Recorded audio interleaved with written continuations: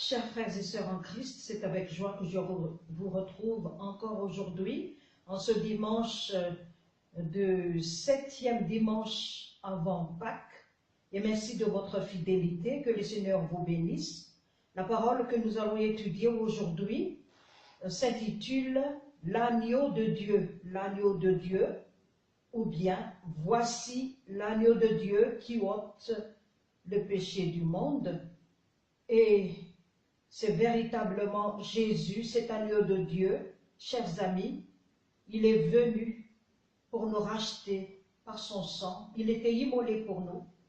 Et que vraiment, ce qu'il a fait soit quelque chose qui est important à nos yeux, que nous ne négligeons pas son sacrifice pour nous.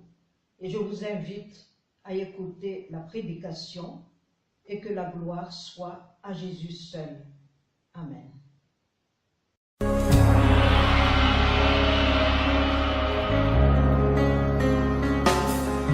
Tous les anges de sa sainteté, l'univers crie sa majesté, chantons gloire et puissance, force et louange à l'agneau immolé,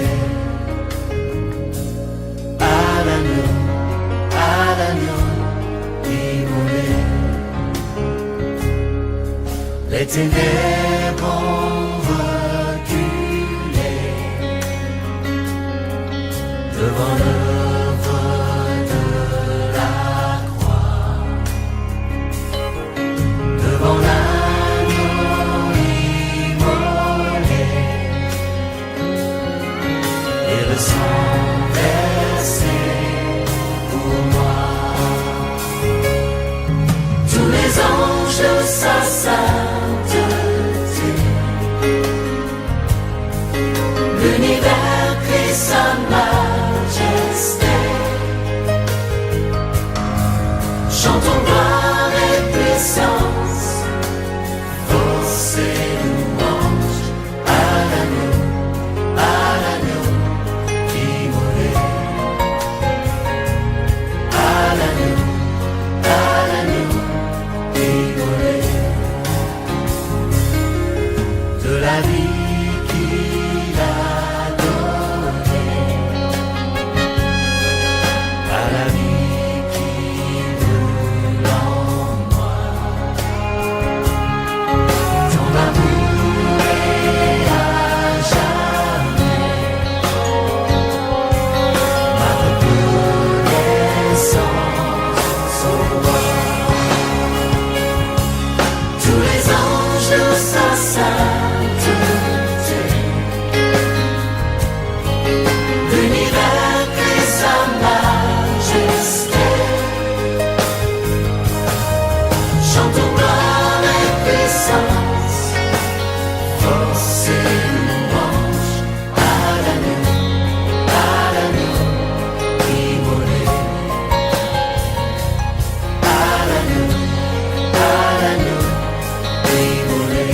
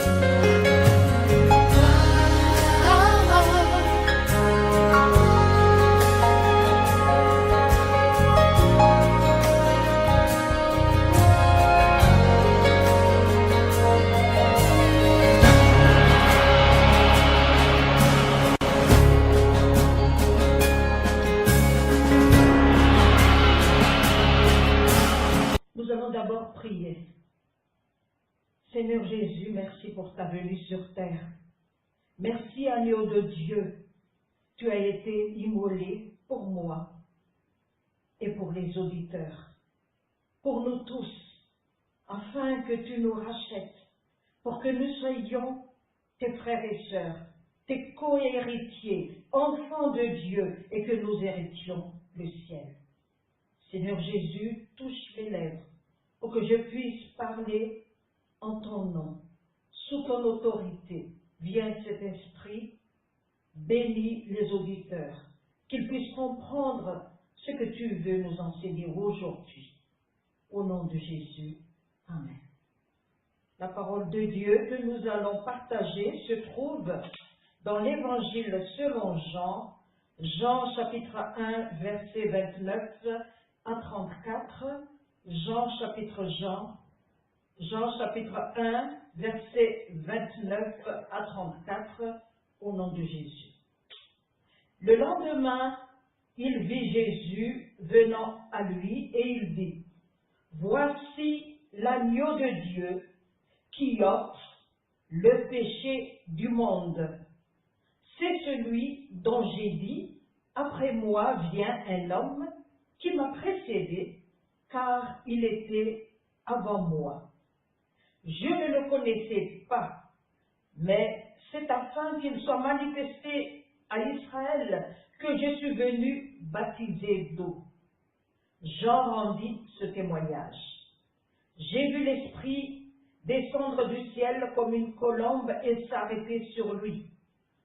Je ne le connaissais pas, mais celui qui m'a envoyé baptiser d'eau m'a dit, « Celui sur qui tu verras l'Esprit descendre et s'arrêter, c'est celui qui baptise du Saint-Esprit. » Et j'ai vu, et j'ai rendu témoignage qu'il est le Fils de Dieu. Amen. Père Céleste, sanctifie-nous par ta vérité, ta parole est la vérité. Amen.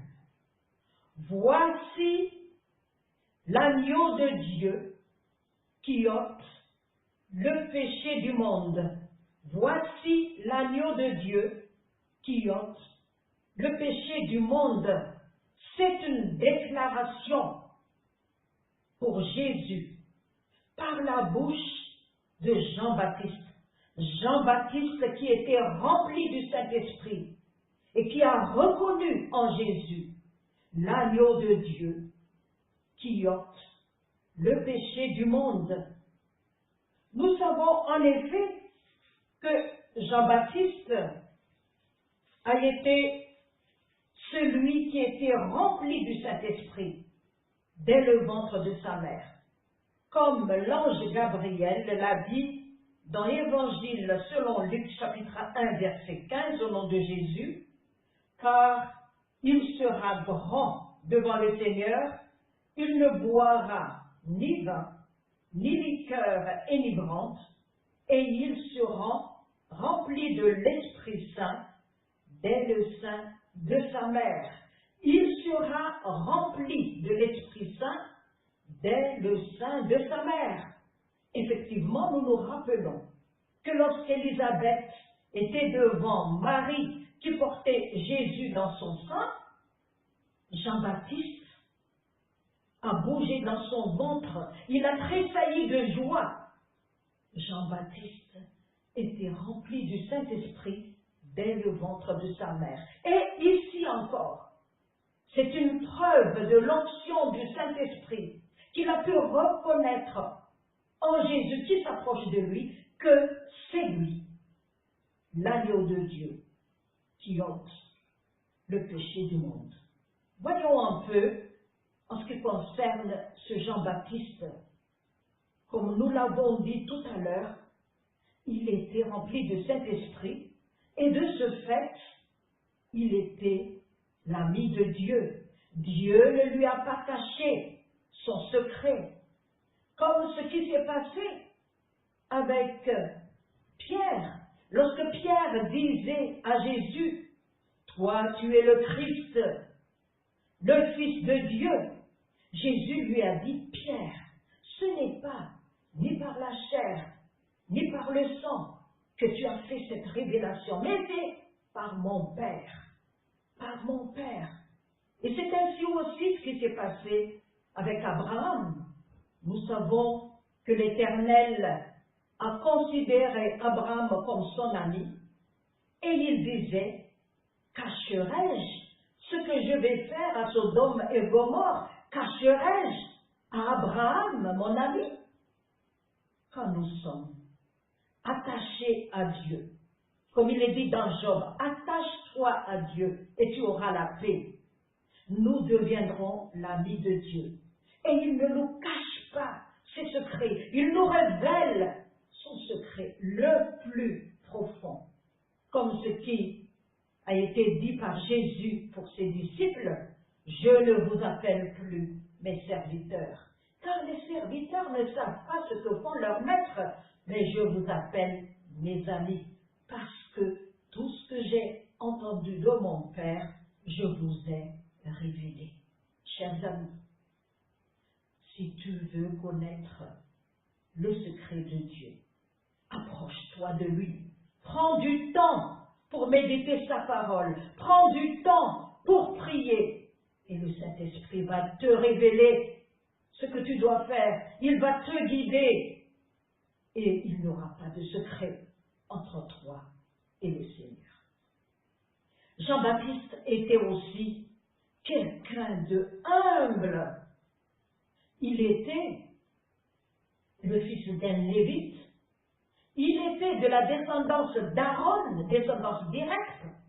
Mais il n'a pas considéré ce statut comme quelque chose d'important. Comme disait Paul, je considère toutes choses comme une perte, comme une ordure, à cause de la connaissance de Jésus. Et il s'est humilié. Il a habité dans le désert et près de Jourdain pour annoncer et inciter les gens à la repentance. Et lorsque les Juifs sont venus lui demander, est-ce que tu es Christ? Il a dit non. Est-ce que tu es Élie? Non. Est-ce que tu es le prophète? Non. Alors que Jésus lui-même disait qu'il était le plus grand des prophètes. Et parmi ceux qui naissent d'une femme, il n'y a pas plus grand que Jean-Baptiste. Jean-Baptiste était en effet un grand prophète parce que c'est le seul qui a pu voir Jésus. Mais il était humble. Sa nourriture, c'était de la sauterelle et du miel. Ses habits, c'est des poils de chameau. Voilà, il était humble. Et il disait, il faut qu'il croisse en parlant de Jésus et que moi je diminue. Il ne faisait que faire ce qui était sa mission, proclamer la bonne nouvelle, préparer la venue de Jésus par la repentance. Et il disait, moi je suis la voix qui crie au désert. Aplanissez le sentier de l'Éternel. Voilà son humilité. Et il disait, je ne suis même pas digne de porter les souliers de celui qui vient après moi, mais qui m'a déjà précédé, parce qu'il est grand, en parlant de Jésus. Il disait, moi je vous baptise avec de l'eau, mais lui, il va vous baptiser de feu et du Saint-Esprit. Et il n'a pas mâché ses mots. Il n'a pas honte de proclamer l'Évangile. Lorsque les pharisiens étaient venus le voir, ils disaient, vous, race de vipères, comme disait Jésus. Répentez-vous et produisez du fruit de la repentance. Lorsqu'Hérode a volé la femme de Philippe, Hérodias, il n'a pas eu honte de lui dire droit dans les yeux, c'est pas bon ce que tu fais, c'est de l'adultère. Et ça lui a valu la prison et la décapitation. Il était mort en martyr. là, nous le voyons en train de montrer qui est Jésus, non seulement par sa parole, mais aussi par sa conduite. Chers amis, comment sommes-nous par rapport à Jean-Baptiste? Est-ce que nous montrons Jésus par notre conduite, par notre parole, par notre attitude? Ou bien est-ce que c'est nous dont Paul dit dans Romains que toi qui prêches de ne pas voler, est-ce que tu dérobes? Toi qui prêches de ne pas faire l'adultère, est-ce que tu en fais? Toi qui prêches de ne pas faire des idoles, est-ce que tu fais du sacrilège?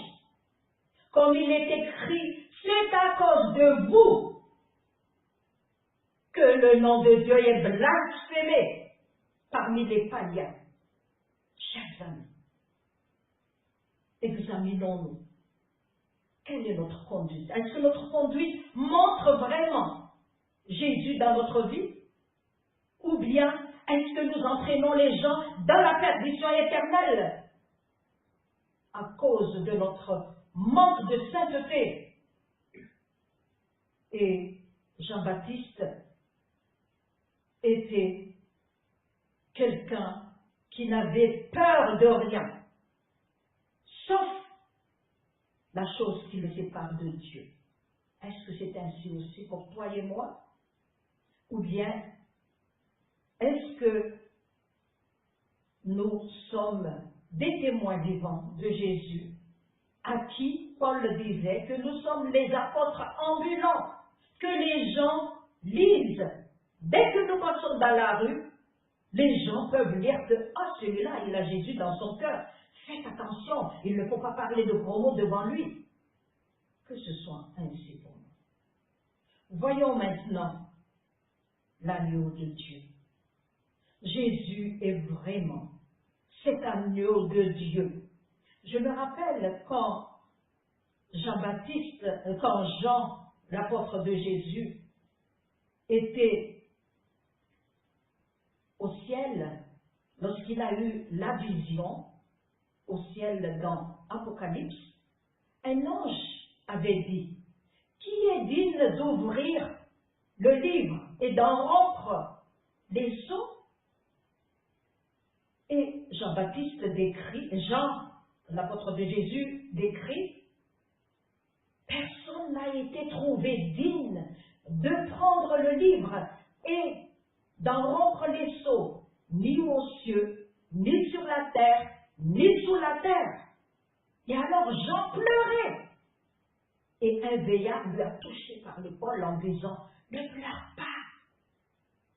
C'est la tribu de Judas, le rejeton de David, qui est digne de prendre le livre. Et voici, Jean a vu un agneau immolé sortir du milieu du trône et des 4 êtres vivants. Il a pris le livre de la main droite de celui qui était sur le trône et il l'a ouvert, il a rompu les scellés. Et tout de suite, la population du ciel s'est mise à chanter. Tu es digne, agneau de Dieu, immolé, d'ouvrir le livre et d'en rompre les scellés, d'en rompre les sceaux, parce que tu as racheté pour Dieu des hommes de toute tribu, de toute langue, de tout peuple, de toute nation. Voilà en effet ce que Jésus a fait. Il a racheté tout un peuple pour Dieu. Et c'est ça la différence entre l'Ancien Testament et le Nouveau Testament. Parce que dans l'Ancien Testament, en Égypte, lorsque les enfants d'Israël devaient quitter l'Égypte pour le pays de Canaan, Dieu avait dit, chaque famille doit tuer un agneau. Le sang doit être mis sur le linteau de la porte. Et l'ange qui va passer pour détruire et pour tuer les premiers-nés, ne va pas entrer dans cette maison. Il n'y aura pas de mort. Voilà, c'est déjà le symbole de ce que Jésus va faire. Parce que il n'y a pas de pardon sans effusion de sang. Et c'est pourquoi, dans l'Ancien Testament, on a fait toujours du sacrifice par de l'agneau pour que le sang puisse apporter le pardon aux enfants d'Israël. Mais à cette époque, c'est uniquement les enfants d'Israël qui étaient pardonnés. Mais maintenant, c'est Jésus qui a été offert pour nous sur la croix, qui par son sang va sauver le monde, comme il a été dit dans Jean 3,16, parce que Dieu a tant aimé le monde, pas seulement les enfants d'Israël, mais toi et moi. Nous sommes compris là-dedans. Dieu a donné Jésus. Et ce que la loi n'a pas pu faire, Dieu a pu le faire en donnant Jésus comme une chair et en condamnant le péché dans la chair pour que justice soit faite pour nous. C'est dans Romains 8. Et c'est bien décrit dans Ésaïe chapitre 53. Il a été blessé par nos péchés, brisé pour nos iniquités, et il a été comme une brebis qui n'a rien dit devant celui qui l'attend. Il n'a rien dit. Il a été fait péché pour nous, et son sang versé pour nous était la nouvelle alliance. Comme Jésus disait, cette coupe est la nouvelle alliance en mon sang. Et c'est quoi la nouvelle alliance? La nouvelle alliance, c'est le fait que Dieu disait dans Jérémie, en ce temps-là, je mettrai dans leur esprit mes lois. Je les écrirai dans leur cœur. Ils seront mon peuple et je serai leur Dieu. Personne n'enseignera plus à son concitoyen ni à son frère. Connais l'Éternel. Mais chacun me connaîtra. Voilà la nouvelle alliance. Et cette nouvelle alliance, c'est Jésus qui nous donne son sang. C'est Jésus qui nous donne son corps. Lui qui dit, celui qui boit mon sang et qui mange mon corps aura la vie éternelle et je le ressusciterai à la fin. Chers amis, la nouvelle alliance, c'est Jésus qui est donné pour nous en tant que souverain sacrificateur et sacrifié. Et c'est lui le grand sacrificateur, le souverain sacrificateur parfait, car il n'a pas péché, parce que non seulement il était homme, mais il est aussi Dieu. Et Dieu son Père a trouvé perfection en lui, et il a agréé son sacrifice, et c'est pourquoi le sacrifice qu'il a fait n'a été fait qu'une seule fois.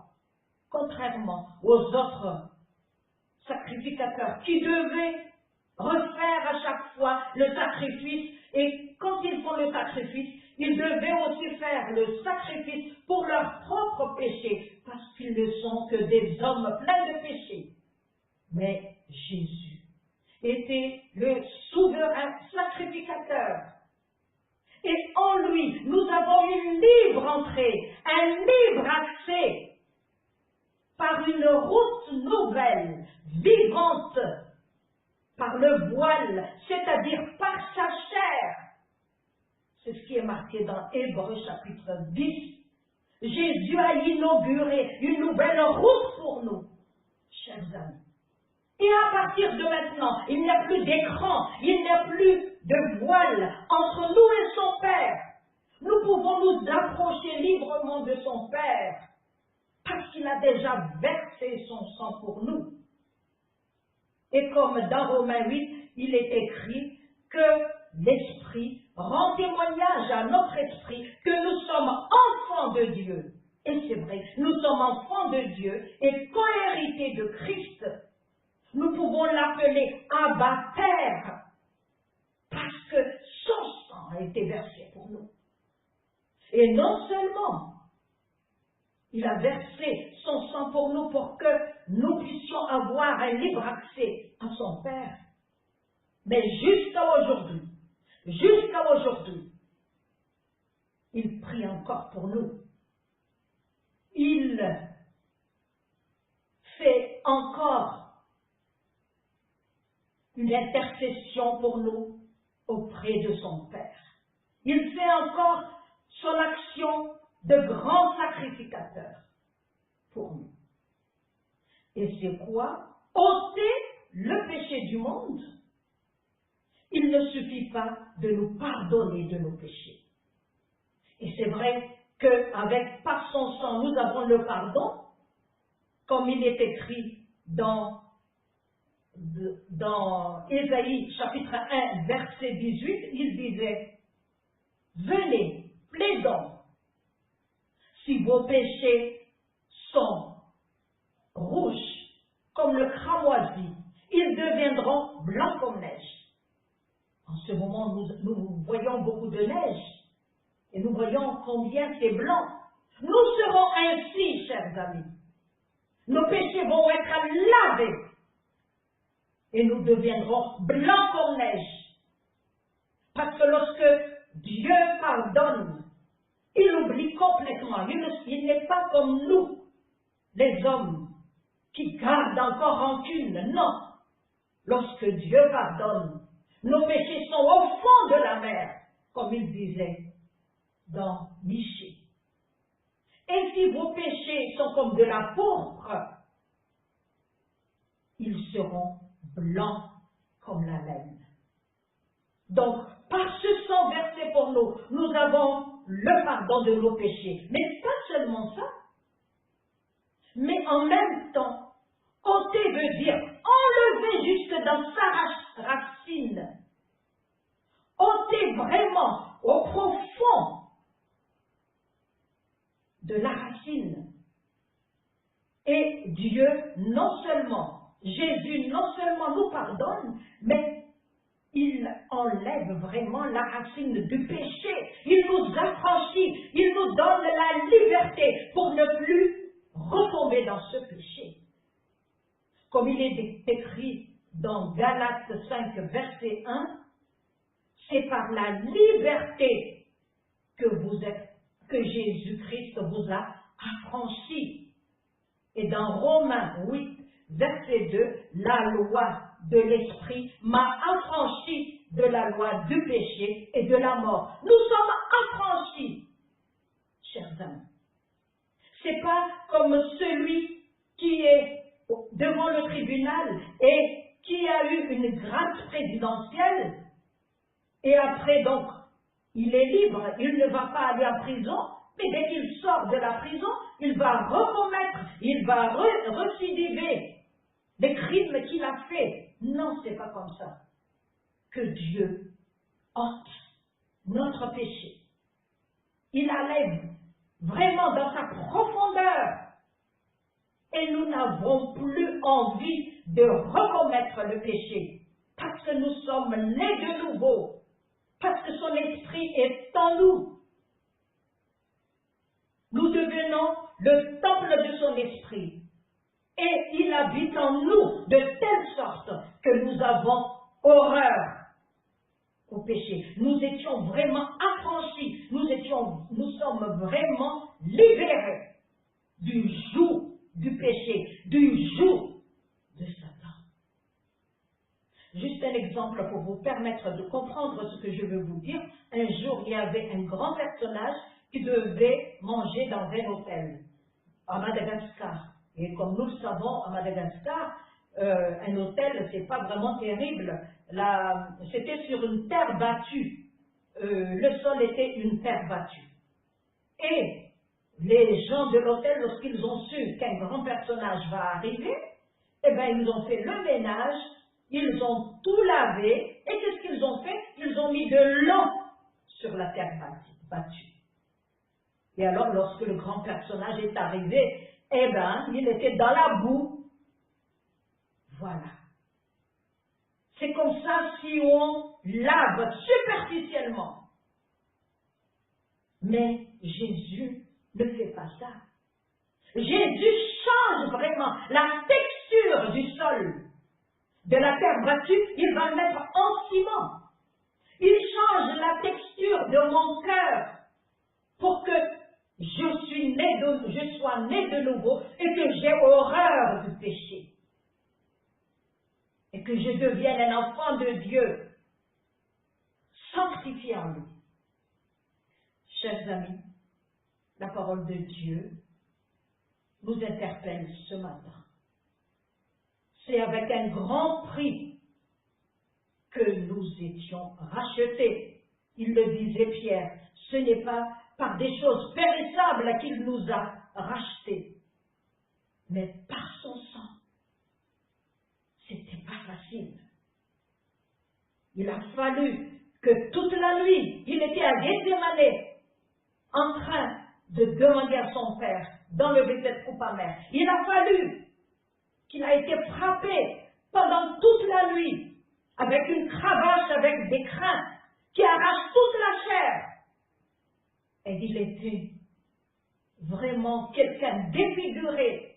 Il a fallu qu'il ait été crucifié sur la croix. Il a fallu qu'il ait été poignardé pour que son sang soit versé, pour me purifier et te purifier. Est-ce que nous allons prendre en importance ce sang versé pour nous, pour que dorénavant nous changions de vie et que nous ne péchions plus et que nous ne fassions que ce qui est de la volonté de Dieu? Et est-ce que nous allons faire comme Jean-Baptiste? Dorénavant, je vais proclamer la bonne nouvelle autour de toi, Seigneur Jésus. Je vais montrer qui tu es par mon attitude, par ma parole. Ou bien, est-ce que nous allons encore le décevoir? Que ce ne soit pas ainsi, chers amis. Que la gloire soit au Père, au Fils et au Saint-Esprit, pour le siècle des siècles. Amen. Nous allons encore prier. Seigneur Jésus, merci pour ta parole.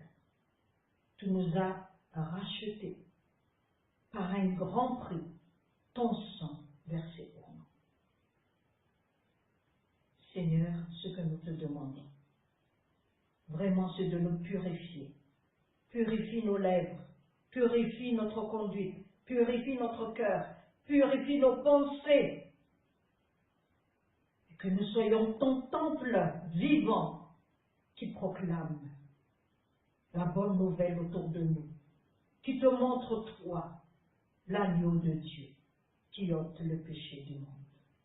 À toi seul soit la gloire, au nom de Jésus. Amen.